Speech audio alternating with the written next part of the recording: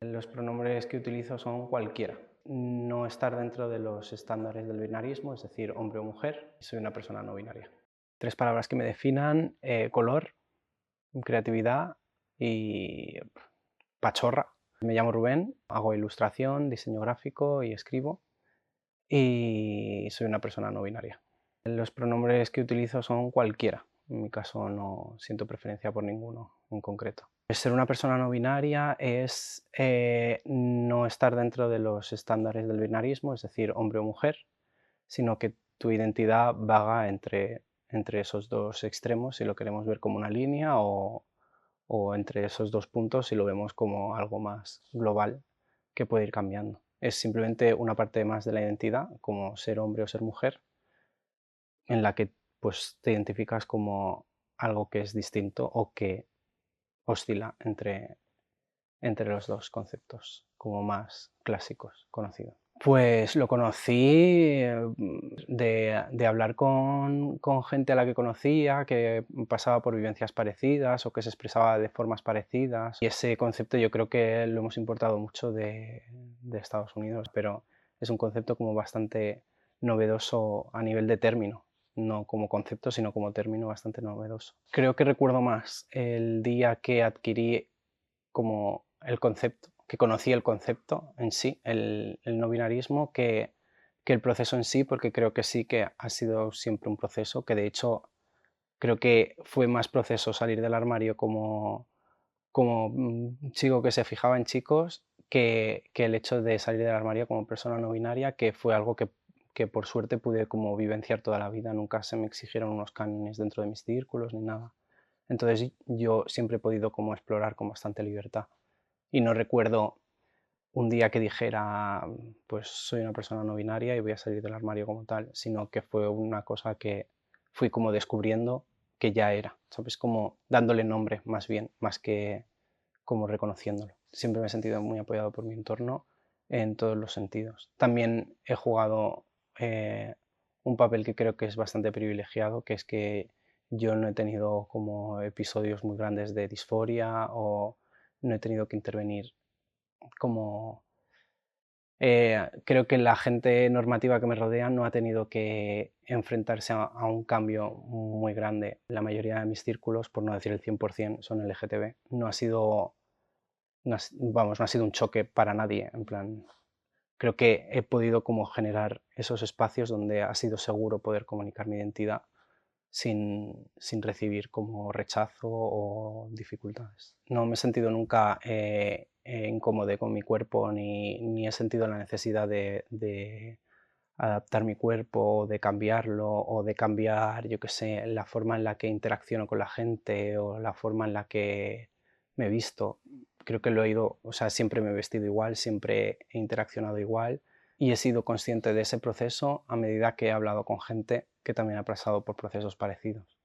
Si no, seguramente me hubiera pasado por desapercibido porque he tenido eso, la suerte de poderlo hacer de una forma muy natural. La identidad no binaria no es solo parte de vestir de una forma o tal, sino la forma de interaccionar con el mundo también es una forma concreta, o sea, no sé, alguna vez sí que se me ha exigido como que, más en entrevistas de trabajo quizá, que tenía que ir vestido de una forma concreta o que no podía llevar, yo qué sé, las uñas pintadas, cosas así, que sí que son como unas reglas que son, yo qué sé, que tienen manuales a lo mejor donde ponen cómo tiene que ir vestida una mujer al trabajo y cómo tiene que ir vestido un hombre al trabajo. Y entonces ahí sí que tengo un choque porque no me identifico para nada con la ropa que se entiende como hombre. Vamos, yo la sección de hombre la piso poco en las tiendas de ropa.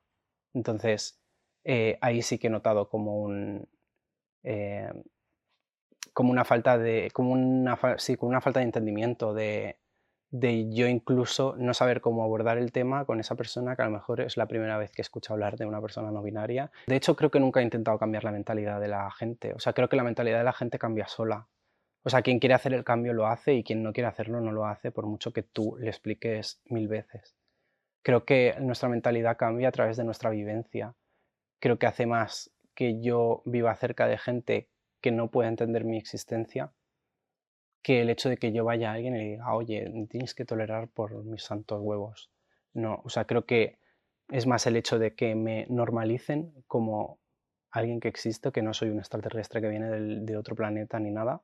No siento que clasificarnos por géneros aporte nada más que, bueno, pues al capitalismo le viene fenomenal. De hecho, es algo que se está haciendo mucho ahora con las personas no binarias, que es como intentar encasillarlas y crear como una especie de regulación de cómo tiene que ser una persona no binaria, porque así nos podrán vender camisetas, supongo. Pero es que creo, o sea, realmente creo que en mi posición no hay nadie en el planeta Tierra que no se haya sentido incómodo con esa imposición. O sea, la imposición de lo que debe ser un hombre es destructiva para cualquier mente, incluso para la del hombre cis hetero.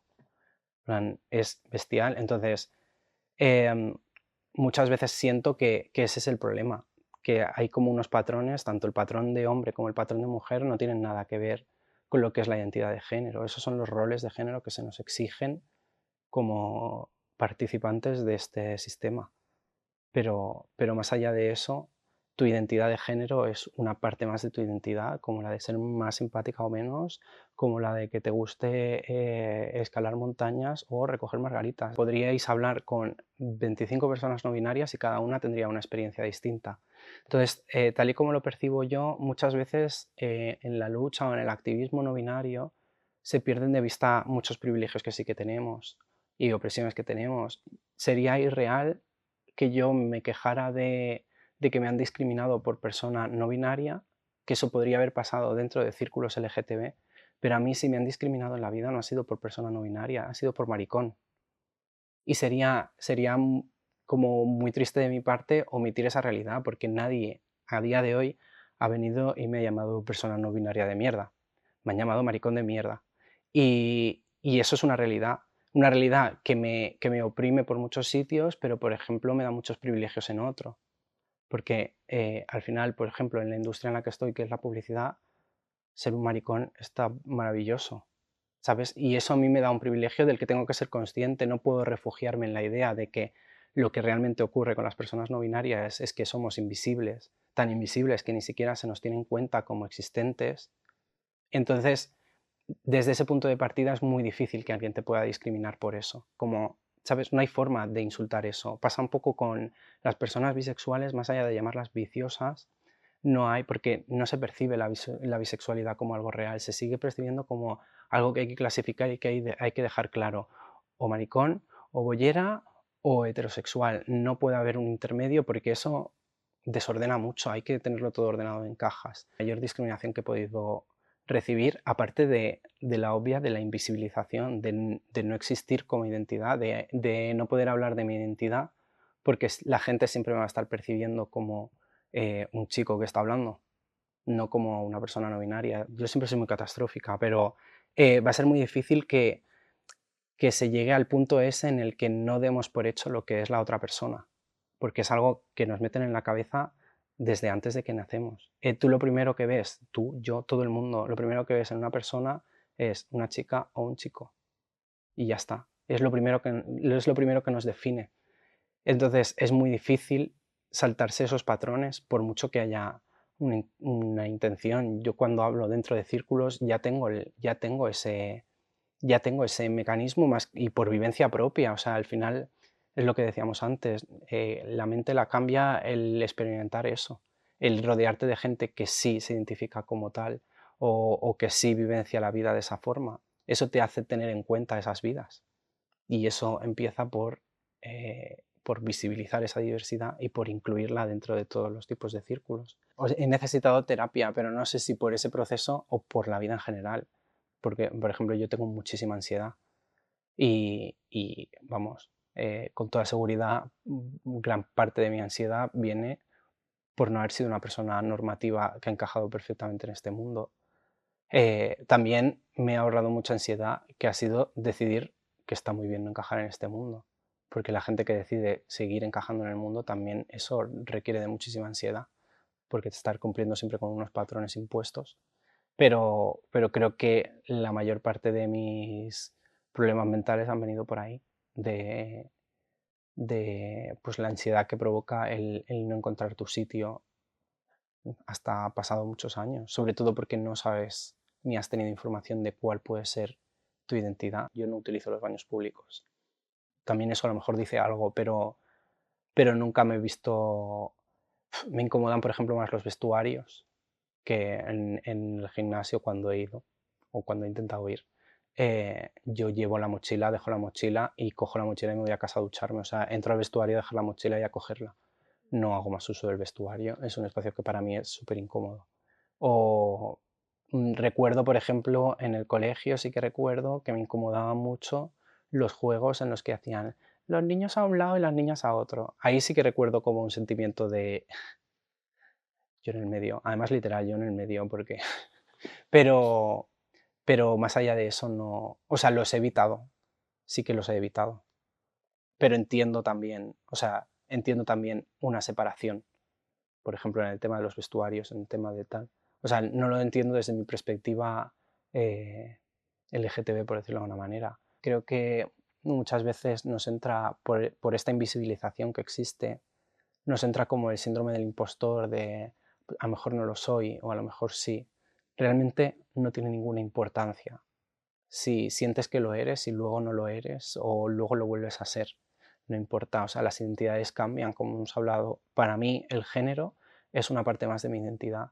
Hoy soy una persona no binaria, pero mañana puede fluir eso. Igual que hoy soy una persona simpática y mañana me levanto con el pie izquierdo y se acabó esa parte de mi identidad, al menos momentáneamente, o, o de forma larga, da igual. O sea, las identidades son volubles. No somos la misma persona hoy que hace 10 años. Y eso está bien. O sea, lo que no está bien es quedarse estancado intentando cumplir con unos cánones que no son realistas. Primero porque son estancos y las identidades no lo son.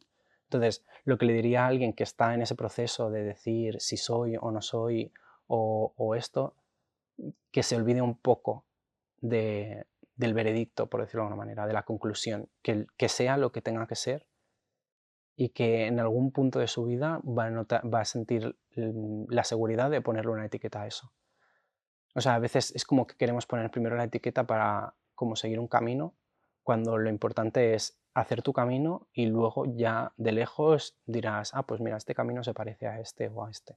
Y ya le puedo poner esta etiqueta a otra o puedo generar una etiqueta nueva. Es decir, este camino se llama así y te encuentras con más gente que ha querido correr ese camino y no supo cómo.